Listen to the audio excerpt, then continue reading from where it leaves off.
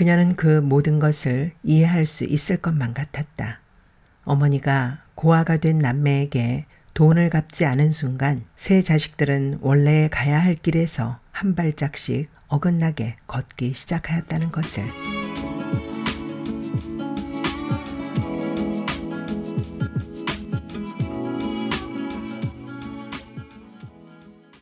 부메랑.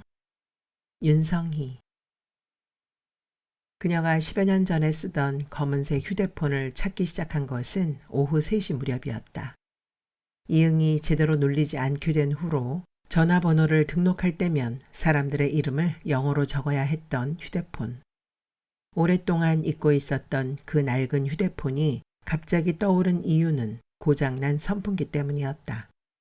선풍기는 누군가 이사를 가면서 버리고 간 것이었다. 한겨울이었는데 선풍기 한 대가 재활용 쓰레기장 앞에 버려져 있었다. 그해 겨울은 늑막염에 걸려 고생을 한 해였다. 세탁기가 말썽을 부려 AS 기사를 5번이나 불러야 했고 남동생이 유서를 써놓고 가출을 해서 경찰에 실종 신고를 해야 했고 바퀴벌레가 싱크대 아래에서 기어나와 집 전체를 소독해야 했고 글씨가 보이지 않아 돋보기를 맞추어야 했다. 그래서인지 하얀 눈을 맞으며 버려진 선풍기를 보자 그녀는 갑자기 눈물이 돌았다. 내가 이런 사람이 아닌데. 선풍기를 들고 계단을 올라오면서 그녀는 자신도 모르게 중얼거렸다. 전원을 연결한 뒤 1단을 누르자 거실 한가운데로 눈이 날렸다. 그 풍경이 어찌나 아름다웠는지 그녀는 순간 크리스마스 트리를 만들어 보고 싶은 생각마저 들었다. 한 번도 트리를 만들어 본 적이 없었지만 그녀는 나뭇가지에 별을 매다는 어린 자신을 상상해 보았다. 9살 무렵이었다. 여동생은 줄이 엉킨 반짝이 전구를 거실에 펼쳐놓았다. 언니, 이거 어떻게 해? 남동생은 아직 어머니 뱃속에 있었다. 쉿, 조용히 해. 엄마 깬단 말이야. 그녀는 동생에게 말했다. 남동생을 임신한 뒤로 어머니는 종일 잠만 잤다. 크리스마스 날에 태어나면 좋을 텐데. 그녀는 여동생과 함께 엉킨 전선을 풀었다. 그때나 지금이나 여동생은 참을성이 없어서 전선을 풀다 금방 포기했다. 선풍기는 6년 동안 탈 없이 돌아갔다. 하지만 그녀는 열대야가 한창인 여름밤에는 선풍기 엔진이 과열되어서 집에 불이 나는 악몽을 종종 꾸었다. 그런 선풍기가 점심을 먹던 중에 멈추었다. 콩국수를 먹던 참이었다. 국수를 후루룩 삼키면서 그녀는 만약 어머니가 살아있다면 뭐라고 할지 생각해 보았다. 거봐, 먹어보니 괜찮지? 맷돌에 콩을 갈아 직접 콩국수를 만들던 어머니는 큰딸이 콩국수를 입에도 대지 않는 걸 늘 서운해했다. 그녀는 면을 씹으면서 어머니의 음식 솜씨에 대해서 자서전 어딘가에 써 넣어야겠다는 생각을 했다. 동생이 태어난 이야기와 아버지가 경운기 사고로 죽은 이야기 사이에 넣는 것이 좋을지, 혼자 살기 시작한 20살 무렵의 이야기에 넣는 것이 좋을지 그녀는 잠시 망설였다. 자취를 시작하고 그녀가 처음으로 한 음식은 누른밥이었다. 하지만 그녀는 그렇게 쓰지 않았다. 그건 자수성가를 한 사람들의 자서전에나 어울리는 음식이었다. 설날은 아니었지만 난 떡국을 끓였다. 그날이 내겐 새해의 첫날이었다.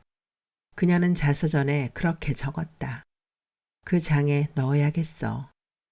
어머니의 음식 솜씨가 얼마나 뛰어난지에 대해, 어째서 그 솜씨가 큰딸도 아니고 작은딸도 아닌 막내 아들에게 이어졌는지에 대해. 그녀는 마지막 남은 콩물을 마셨다. 그릇을 식탁에 내려놓는 순간 선풍기에서 탁 하는 소리가 들려왔다. 프로펠러는 천천히 돌다가 이내 멈추었다. 그녀는 정지 버튼을 눌렀다가 다시 1단을 눌렀다. 2단을 누르고 마지막으로 3단 버튼을 눌러본 다음 그녀는 선풍기에게 말했다. 이제 널 버려야겠다. 선풍기는 그녀의 자서전의 마지막 장 어디쯤엔가 등장하게 될 것이다. 그녀는 신발장에서 공구함을 꺼냈다. 십자 드라이버 손잡이에 희미하게 핏자국이 보였다.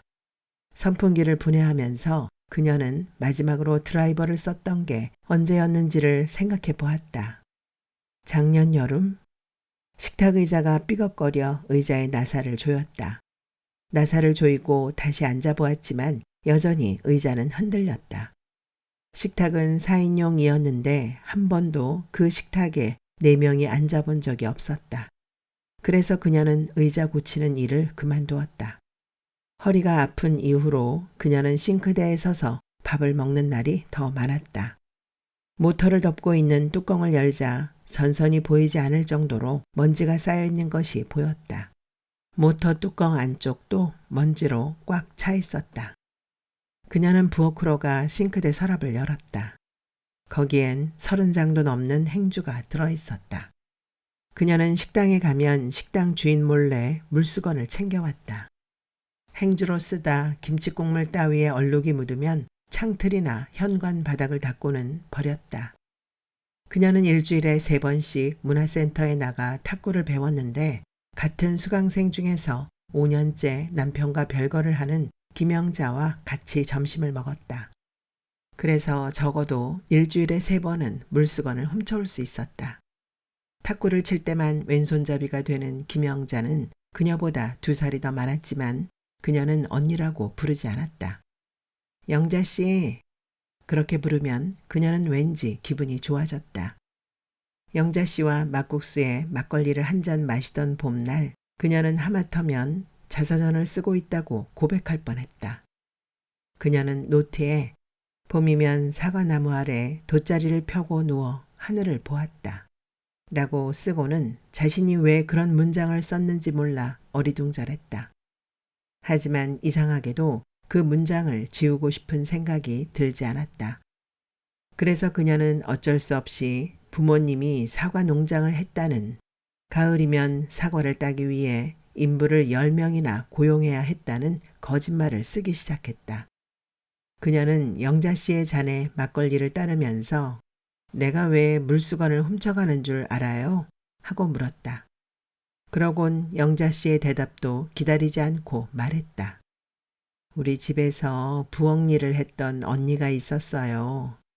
나와 동생은 깜빡이 언니라고 불렀죠. 건망증이 심해서요. 깜빡이는 늘 행주를 삶았다. 아버지가 소리를 지를 때마다, 남동생이 정강이를 걷어찰 때마다, 어머니가 이걸 음식이라고 했느냐고 핀잔을 줄 때마다 그녀는 늘 행주를 삶았다. 행주를 삶으면서 우는 걸 종종 봤지. 그래서 난 행주 삶는 게 싫어. 부모님이 사과 농장을 했다는 문장을 쓰고 난 뒤 그녀는 이런 의문이 들었다. 그렇게 농장을 크게 했다면 가정부가 집에 있어야 하지 않을까? 그래서 깜빡이가 탄생되었다. 깜빡이는 어린 시절 그녀의 별명이었다. 그녀는 행주에 물을 묻혀 모터를 감싸고 있는 전선들을 조심스럽게 닦았다. 젓가락에 행주를 감아 손이 닿지 않는 안쪽까지 꼼꼼하게 닦았다. 손톱 밑이 금방 새까매졌다. 분해했던 부품들을 다시 조립한 뒤 그녀는 선풍기를 베란다에 내놓았다. 창밖으로 우산을 쓰고 길을 걷는 어린아이가 보였다. 비가 오나? 그녀는 모기장을 열고 손을 내밀어 보았지만 비는 내리지 않았다. 아이는 검은색 우산을 쓰고 있었다. 노란색이나 하늘색 정도는 사줘야지 검은색이 뭐야. 그녀는 괜히 아이의 부모에게 화를 내고 싶어졌다.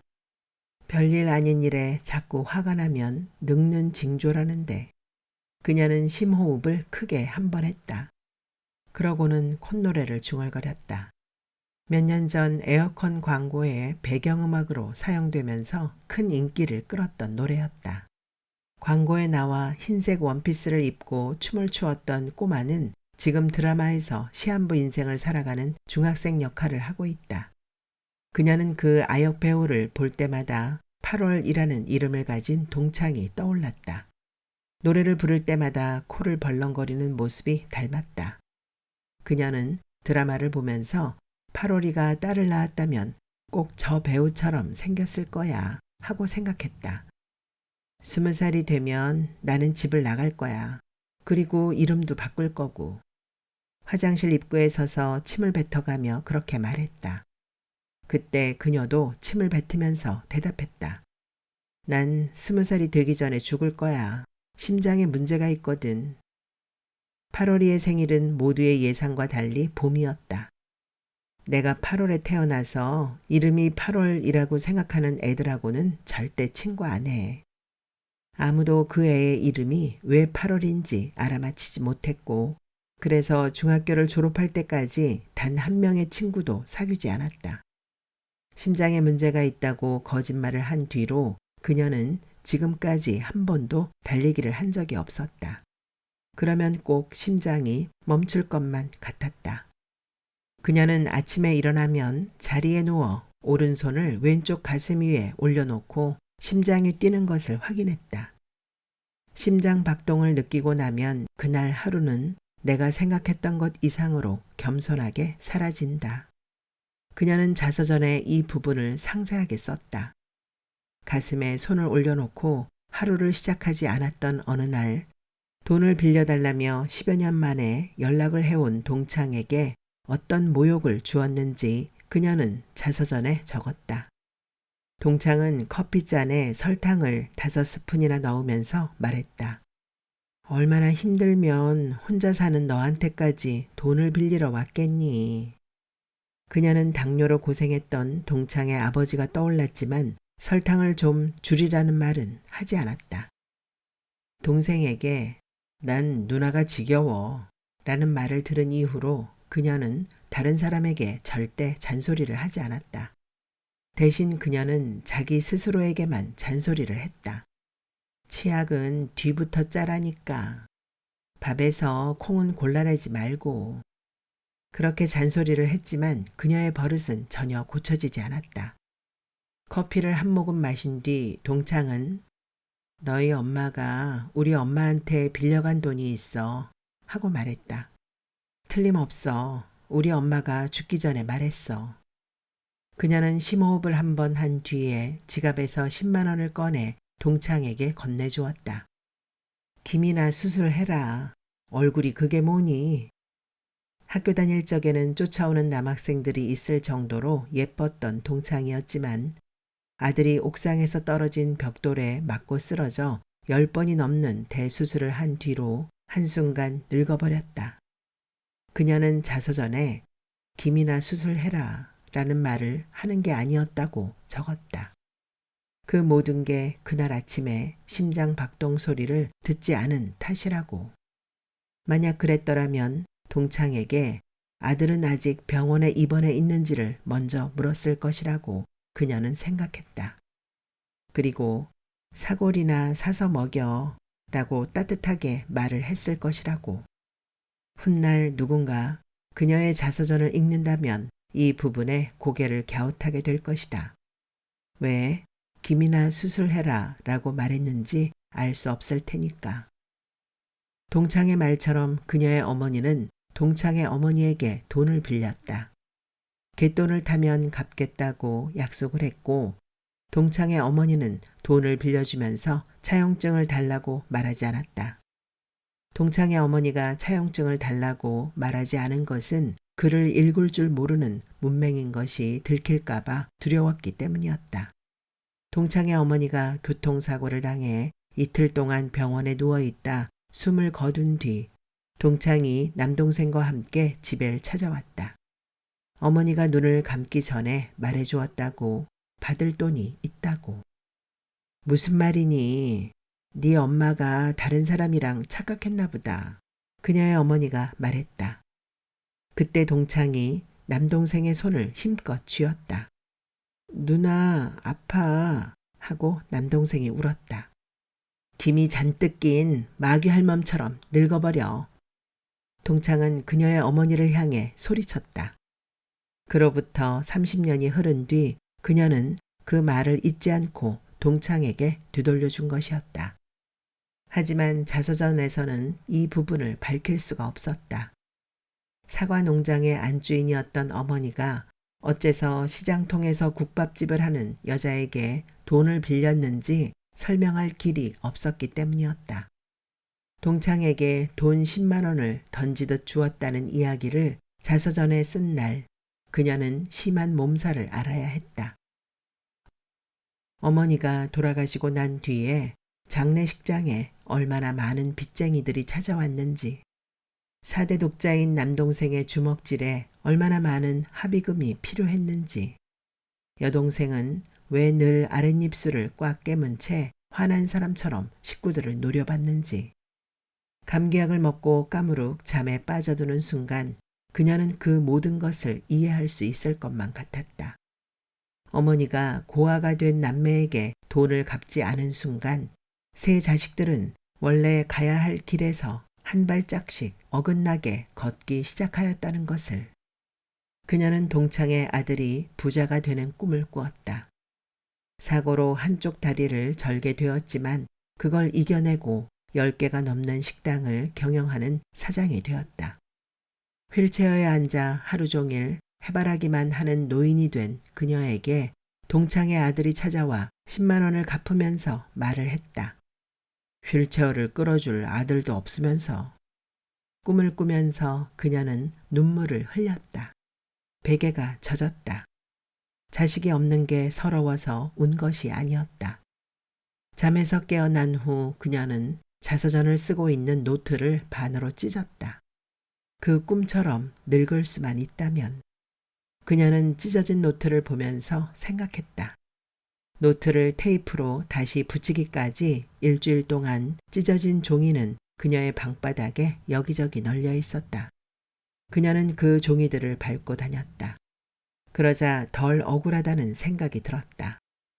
자서전 속에 그녀는 행복한 어린 시절을 보냈으니까. 그녀는 피아노 학원을 다녔다.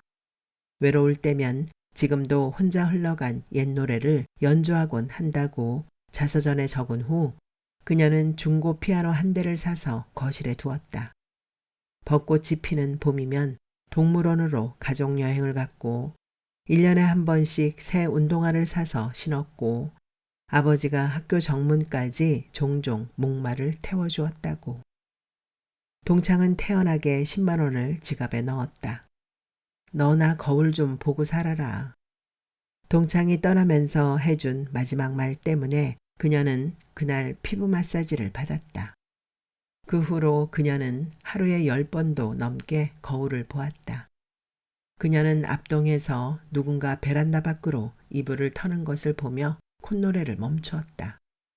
그녀는 고개를 돌려 베란다 구석에 세워둔 금이 간 대형 거울을 보았다. 검지로 눈 밑에 난 주름을 만져보았다. 쌓아놓은 박스들 때문에 보이진 않지만 거울 아래에는 이 가정의 평온을 이라는 문구가 적혀 있을 것이다. 거울이 안방 장롱 옆에 달려있던 동안 한 번도 집이 조용한 적이 없었다. 평온이라니. 그녀는 중얼거렸다. 걔한테 전화를 해야겠어. 아들이 건강을 되찾았는지. 너무 늦었지만 물어봐야겠어. 그녀는 고장난 선풍기를 발로 툭 건드렸다. 동창의 번호는 그녀의 휴대폰에 저장되어 있지 않았다. 그녀는 동창이 돈을 빌려달라고 찾아온 게 몇 년 전인지를 생각해 보았다. 여름이었고 계절에 맞지 않게 검은색 긴팔 남방을 입었던 게 떠올랐다. 동창이 덥지도 않니? 하고 물었던 것이다. 왜 긴팔을 입었지?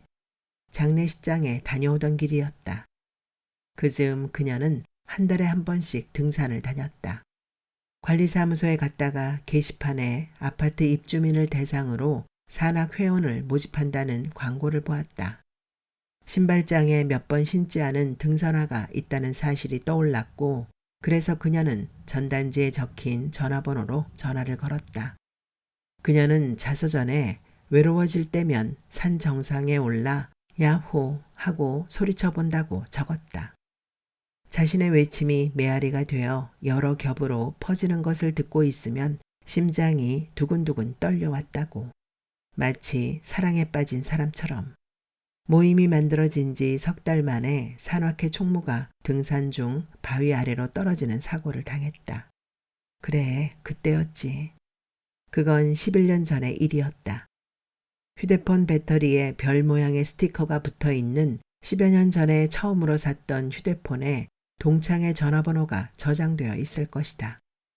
그녀는 휴대폰에 스티커를 붙여주던 조카의 얼굴이 이제는 잘 생각나지 않았다. 공항 지하 식당에서 떡볶이를 먹으면서 조카는 말했다. 이모, 놀러와. 하지만 떡볶이를 한 점도 먹지 않던 동생은 언니 놀러와 라는 말을 하지 않았다. 그녀는 잡동사니들을 넣어두는 장식장 서랍을 뒤지기 시작했다. 서랍은 모두 6개였다. 첫 번째 서랍을 뒤지다 고장난 손목시계를 발견했다. 시계는 3시 40분에 멈춰 있었다. 3시 40분. 그렇게 중얼거려 보니까 어딘지 모르게 그 시간이 근사하게 느껴졌다. 그녀는 노트에 3시 40분에 영원히 시간이 멈춘 듯 했다 라고 적었다. 그 사람을 만난 건 23살 때였다. 자취를 시작한 지 3년, 된장찌개 정도는 간도 보지 않고 끓일 수 있게 된 뒤로 그녀는 누군가 자신의 집에 와서 같이 밥을 먹어주었으면 하고 생각했다. 하지만 아무도 초대할 사람이 없었다. 그녀는 고장난 시계를 흔들어 보았다. 그래도 바늘은 움직일 생각을 하지 않았다. 그의 이름을 뭐라고 하지? 그가 그녀의 자취집에 놀러 온 것은 장마가 한창이던 여름이었다. 반지하 방으로 물이 새들어왔다. 아니야, 반지하라는 말은 쓰지 말자. 그녀는 반지하라고 적었다가 이내 가유표를 쳤다. 그녀는 이 이야기를 2부의 첫 장에 넣으리라고 마음먹었다. 그 첫사랑이 얼마나 자신을 다른 사람으로 만들어 놓았는지. 우연이란 한 인간이 태어나서 경험할 수 있는 가장 멋진 일이라는 것을 첫사랑에게 배웠다고 적으리라. 그녀와 그는 정형외과에서 만났다. 둘 다 똑같이 오른손 새끼손가락에 깁스를 했다. 내일 저녁 같이 밥 먹을래요? 남자가 말했다. 약속은 하기 힘들겠네요. 손가락이 이래서. 그녀가 말했다. 왼손으로 하면 되죠. 그와 그녀는 왼손으로 새끼손가락을 걸었다. 그 후로 이제 그만 만나자고 말하기까지 3년 동안 그는 수없이 손가락을 걸고 약속을 했다. 사과꽃이 흩날리는 과수원에서 어린 시절을 보내고 나면 손가락을 걸고 약속을 하는 일이 얼마나 부질없는 것인지를 잘 알게 된다고 그녀는 그에게 말하고 싶었다. 그녀는 떠나는 그의 뒷모습을 보았다. 키가 작고 뚱뚱한 그는 군중 속에 파묻혀 보잘것없이 보였다. 그녀는 문득 고개를 돌려 광장의 시계탑을 올려다보았다. 3시 40분이었다. 점심을 먹기에는 너무 늦었고 그렇다고 저녁을 먹기에는 너무 이른 시간이었다. 6개의 서랍을 모두 뒤졌지만 휴대폰은 나오지 않았다. 바닷가에서 주워온 자갈, 유행이 지난 선글라스, 통닭가게에서 나눠준 병따개, 줄자, 살이 떨어져 나간 부채 등등이 보일 뿐이었다. 처음으로 휴대폰을 산 날 그녀는 사용설명서를 읽어가며 천천히 전화번호를 입력했다. 빨간색 수첩에 적힌 전화번호가 기억부터 차례로 휴대폰으로 옮겨졌다. 그날 저녁 그녀는 주머니에 휴대폰을 넣어둔 것을 깜빡 잊고 화장실에 갔다가 변기에 빠뜨리고 말았다. 드라이어로 휴대폰을 말리면서 그녀는 입력한 번호들이 물에 지워지는 것은 아닐까 하는 생각을 잠깐 했다. 그리고는 이내 자신의 어리석은 생각에 쓴웃음을 지었다. 그 후로 휴대폰은 변기에 2번이나 더 빠졌다. 맥주가 쏟아진 적이 1번, 2층 창문에서 떨어진 적이 1번, 택시에 놓고 내린 적이 3번, 책장이 넘어지면서 그 밑에 깔린 적이 1번. 그래서 그녀는 휴대폰에 941생이라는 이름을 붙여주었다. 그녀는 쪽지에 휴대폰 941생이라고 적었다. 그리고 한참 망설이다가 그 옆에 나처럼 생명력이 긴 이라고 덧붙였다. 그녀는 서랍장에서 찾아낸 만보계를 허리에 찼다. 무릎이 아파 고생할 때 하루에 10,000보씩 걷자고 결심을 하며 샀던 것이었다. 하루에 10,000보씩 걸으면 10년을 더 살 겁니다. 아침 방송에 나온 어느 의사는 그렇게 말을 했다. 만보계를 사자마자 장마가 왔다. 거실을 아무리 빙빙 돌아도 10,000보는커녕 1,000보도 채워지지 않았다. 그녀는 만보계를 차고 거실을 2바퀴 걸어보았다. 그리고는 안방으로 들어가 옷장문을 열었다. 속옷을 넣어둔 서랍을 열었다가 이내 닫았다. 설마 이런 곳에 휴대폰을 둘 리는 없지. 그녀는 오래전 입었던 바지들을 꺼내 주머니를 뒤졌다. 살을 빼면 다시 입을 수 있지 않을까 생각해서 버리지 못한 바지들이었다. 무릎에 흰색 페인트가 묻은 바지에서 영화표가 한 장 나왔다. 그녀가 마지막으로 봤던 영화였다. 그녀는 노트 사이에 영화표를 끼워두었다. 그녀는 자서 전에 그 영화가 자신의 인생에서 얼마나 큰 가르침을 주었는지에 대해 쓰리라고 생각했다. 사실 그녀는 그 영화를 본 적이 없었다. 7년 전 그녀의 생일날 그녀는 동네 분식집에 가서 수제비를 사 먹었다. 생일이라고 특별한 것을 사 먹는 건 너무 촌스러운 짓이라고 그녀는 생각했다.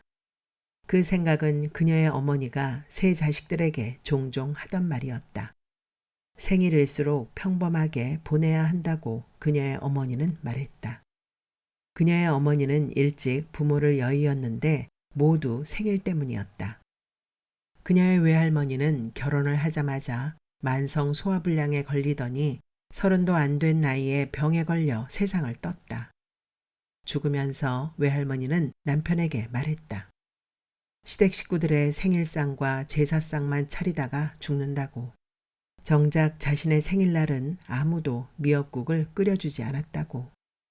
그녀의 외할아버지는 35이 되는 날 동네 친구들과 소 한 마리를 잡아먹었다. 급체를 했는지 저녁 내내 먹은 것을 토하더니 그날 이후로 자리에서 일어나지 못했다. 늘 오한에 시달렸고 한여름에도 불을 지펴야 했다. 그래서 그녀는 생일날 쇠고기가 아주 조금 들어간 미역국 말고는 다른 음식은 먹어보질 못했다. 영화표는 분식집 여사장이 거슬러 준 돈 사이에 끼워 있었던 것이었다. 분식집 여사장은 남편 몰래 단골 손님과 영화를 보러 갔었다. 영화가 어찌나 재미없던지 하품을 수없이 했고 단골 손님은 그런 모습을 보고는 다시는 분식집에 찾아오지 않았다. 그녀는 그 영화가 자신이 본 영화라고 믿었다. 영화의 마지막 장면도 떠올랐다. 여자 주인공이 등대 아래에 홀로 서 있었다. 해가 졌고 어디선가 총소리가 들렸고 그리고 고래떼가 바다를 검게 물들였다. 그녀는 영화를 보면서 남동생과 같이 왔으면 좋았을 거라는 생각을 했다.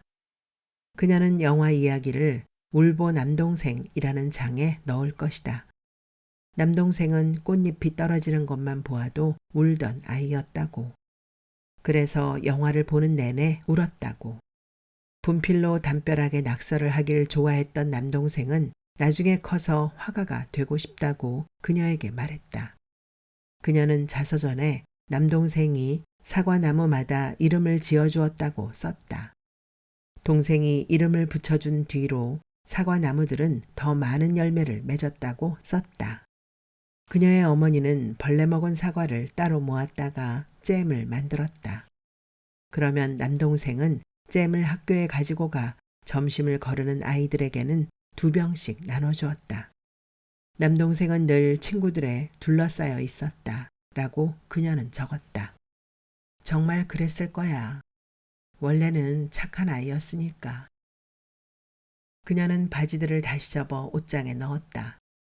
그리고 화장대 서랍을 한번 열었다 닫았다.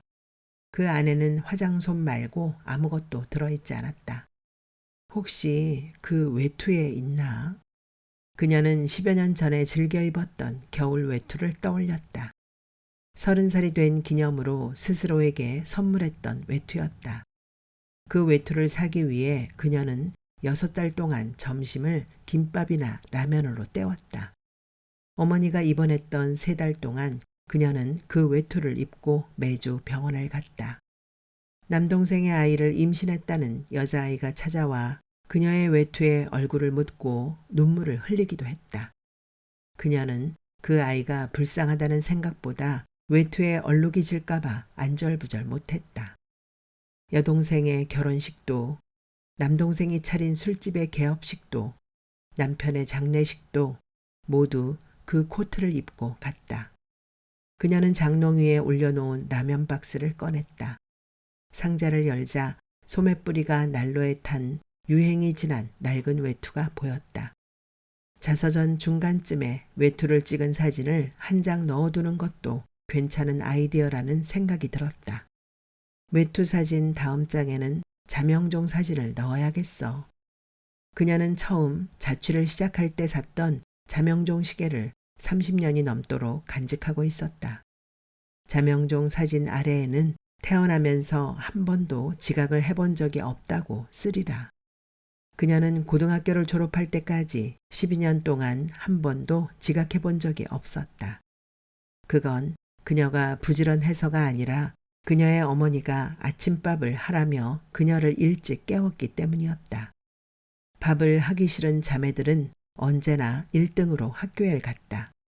동생이 박사 학위까지 따게 된 것은 어쩌면 게으른 어머니 덕분이기도 했다. 외투 주머니에도 휴대폰은 없었다. 대신 곰팡이가 쓴 가죽 장갑이 들어있었다. 그이가 내게 마지막으로 사준 장갑이었다. 한여름에도 나는 늘 손이 시렸다. 그녀는 남편이 죽은 이야기를 적은 페이지를 펼쳤다. 그리고 한 귀퉁이에 그렇게 휘갈겨 썼다. 장갑은 그녀가 백화점 가판에서 훔친 것이었다. 결혼을 한 뒤 그녀는 자주 물건을 훔쳤다. 남편은 그녀가 훔친 넥타이를 메고 훔친 양말을 신고 출근을 했다. 그리고 술에 취해 들어와 자주 소리를 질렀다. 절대 허리띠는 훔쳐다 주지 않을 거야. 그녀는 귀를 막으면서 생각했다. 베란다에 쌓아둔 상자들까지 뒤졌지만 휴대폰은 나오지 않았다. 그 사이 해가 졌다. 그녀는 낮에 먹은 콩국수 그릇을 씻어 선반에 올려놓았다. 냉장고를 뒤져 포도 한 송이를 찾아냈다. 믹서에 포도 송이를 껍질째 넣고 갈아서는 3모금 만에 마셨다. 그리고 소파에 앉아 멍하니 텔레비전 화면에 비친 자신의 얼굴을 바라보았다. 자서전을 쓰기로 결심한 날, 그녀는 케이블 방송사에 전화를 걸었다. 방송을 끊고 싶어요. 그녀는 말했다. 그럼 공중파 채널도 나오지 않을 텐데요. 직원이 말했다. 그녀는 더 이상 텔레비전을 보고 싶지 않았다. 놀이터 쪽에서 줄넘기를 하는 소리가 들려왔다. 그녀는 줄넘기 소리에 맞춰 숨을 들이쉬었다 내쉬었다. 그러자 문득 그 휴대폰을 어디에 두었는지 떠올랐다. 혹시나 고물장수에게 팔 수 있을지 몰라 따로 상자에 담아두었던 것이다. 그녀는 신발장으로 달려가 자주색 신발 상자를 꺼냈다. 그 안에는 카세트 테이프와 고장난 휴대용 라디오와 검은색 휴대폰이 들어있었다. 선풍기가 없어서인지 그녀는 잠을 설쳤다. 그녀는 발바닥이 화끈거리는 증상에 시달렸다. 그래서 겨울을 빼고는 늘 선풍기를 틀어야 했다. 일어나자마자 그녀는 욕조에 찬물을 받아 발을 담갔다. 그러고 늘 하는 것처럼 잔소리를 시작했다.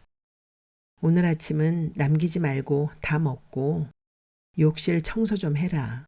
머리카락이 수채구멍을 꽉 막았잖니. 휴대폰은 배터리가 방전되어 전원이 들어오지 않았다. 그녀는 청국장 찌개에 밥 한 공기를 남김없이 먹고는 30분을 기다리지 않고 알약 5개를 한꺼번에 입안에 털어넣었다. 청소기를 돌리고 세탁기에 빨래를 집어넣고 작년 겨울에 담근 쉰김치를 음식물 쓰레기통에 버리고 연필 2자루를 깎았다. 그리고 가방에 노트와 연필 2자루와 휴대폰 2개를 넣은 뒤 그녀는 집을 나섰다. 버스 정류장에는 마을버스를 기다리는 사람들이 2줄로 서 있었다. 휴대폰 대리점이 있는 사거리까지는 버스로 내정거장을 가야 했다. 그녀는 교복을 입은 여학생들 옆에 서 있고 싶지 않았다. 나도 교복을 입어봤지. 얼마나 예뻤다고. 그녀는 고개를 숙이고 발로 전봇대를 차고 있는 여학생을 보며 입을 삐죽거렸다. 여고생이었을 때 내 꿈은 암벽 등반가가 되는 것이었다. 자서전에서 밝힌 것처럼 그녀는 발랄하고 진취적인 여고생이었다. 당시 아무도 꿈꾸지 못했던 등반가가 되고자 했을 만큼. 그녀는 마을버스가 신호를 위반하고 달려오는 것을 보고는 사거리까지 천천히 걷기로 마음먹었다. 버스 사고 따위로 죽고 싶지 않아. 그것은 금으로 된 복숭아 씨가 하늘에서 비처럼 쏟아진 태몽을 가진 사람의 마지막 결론치고는 어울리지 않았다. 길을 걸으며 그녀는 코스모스의 꽃대를 잘랐다. 마당의 잔디에 물을 주던 남자가 좋은 아침입니다 하고 인사를 했다. 그녀는 노트에서 종이 2장을 찢었다. 그 바람에 남편 앞으로 생명보험 하나 들어두지 못한 나를 원망했다. 라는 대목이 적힌 종이가 갈기 찢어졌다. 남편 앞으로 들어놓은 보험은 아무것도 없었다. 남편을 친 트럭 기사는 어금니가 하나도 없었다. 치아를 할 돈도 없었던 기사는 게다가 아이를 6이나 두었다. 한 번만 봐주세요. 기사의 부인이 6명의 딸을 데리고 장례식장에 찾아왔다. 그중 셋째인가 넷째가 그녀를 아줌마 하고 불렀다. 뱃속에 동생이 있어요. 그러니 우리 엄마 울리지 마세요. 아이는 그녀의 귀에 대고 속삭였다. 대리점은 문을 열지 않았다. 그녀는 편의점 파라솔에 앉아 대리점 문이 열리기를 기다렸다. 편의점 점원이 그녀에게 다가와 뭐 필요하세요? 하고 물었다. 그녀는 맞은편 대리점을 가리키면서 휴대폰 충전을 하고 말끝을 흐렸다. 주세요. 점원이 그녀에게 손을 내밀었다. 뭘? 휴대폰이요. 그녀는 편의점에서도 휴대폰을 충전할 수 있다는 것을 처음으로 알았다. 자서전의 정신 연령은 아직도 20대라고 적은 것과는 전혀 딴판이었다. 점원이 휴대폰에서 배터리를 빼냈다. 아직 이런 구닥다리 휴대폰을 쓰는 사람이 있네. 구닥다리라니. 그녀는 구닥다리 하고 연속으로 중얼거려 보았다. 그랬더니 마치 무슨 주문처럼 느껴졌다. 그래, 난 힘들 때마다 이런 주문을 외워. 그녀는 노트를 꺼내 맨 앞장을 펼쳤다. 거기에 목차가 적혀 있었다. 그녀는 맨 마지막 줄에 주문들이라고 목차를 적었다. 거기엔 지금까지 그녀를 버티게 해준 주문들을 적어 넣으리라. 시아버지를 찾아가던 날 그녀는 대문 앞에 서서 구닥다리 주문을 외웠다. 시아버지는 그녀에게 상가를 한 채 주면서 말했다. 앞으로 1년에 2번만 보자. 자서전에서 시아버지는 단 한 줄로 요약되었다. 아버지는 한 번도 나를 안아준 적이 없어 라고 남편은 말했다. 시어머니는 더 짧게 등장했다. 결혼을 반대했다. 그녀의 시어머니는 부인 앞으로 카드 한 장도 만들어주지 않는 노랭이 남편이 어째서 혼자가 된 며느리에게 상가를 한 채 주었는지 의아해했다. 바람 피우는 장면을 며느리에게 들켰다는 말을 할 수 없었기에 시아버지는 부인에게 당신은 측은지심도 없어 하고 소리를 질렀다. 그녀는 충전이 다 된 배터리를 다시 넣고 전원 버튼을 눌렀다. 전화번호부에 들어가니 모두 87개의 번호가 저장되어 있었다. 그녀는 검색란에 박미희라고 적었다. 이름에 이응이 들어있지 않아 다행이었다. 그녀는 가방에서 휴대폰을 꺼내 검색한 번호로 전화를 걸었다. 제발 받지 마, 받지 마. 통화 버튼을 누르자마자 그녀는 전화 건 것을 후회했다. 그녀는 벨이 한 번 울리기까지 기다린 다음 정지 버튼을 눌렀다. 안 받아서 다행이야. 그녀는 빵집에 들러 커피 한 잔을 주문했다. 한 번쯤은 텔레비전에 나오는 젊은이들처럼 커피를 들고 길거리를 걸어보고 싶었다. 그러기엔 선글라스 하나는 있어야 하는데. 그녀는 이참에 선글라스도 하나 맞추리라고 다짐했다. 그녀는 약국 앞에 서서 커피를 한 모금 마셨다. 길을 걷다 그녀는 막 문을 여는 꽃집을 하나 발견했다. 꽃집 여자가 화분을 가게 밖으로 내놓았다. 여자는 해바라기 모양의 모자를 쓰고 있었다. 오늘 하루도 잘 지내보자. 자, 이제 심호흡을 하고. 오늘 너 참 예뻐. 다른 집으로 입양을 갔으면 좋겠다. 그녀는 화분을 나르며 혼잣말을 해댔다.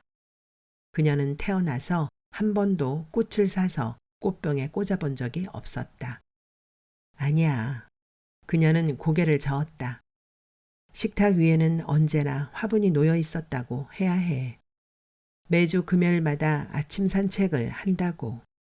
산책을 하고 나면 빵집에 들러 갓 나온 빵을 사고 꽃집에 들러 주인이 추천하는 꽃다발을 산다고 말을 하리라. 꽃집 여자가 그녀를 보고는 뭐 필요하세요? 하고 물었다.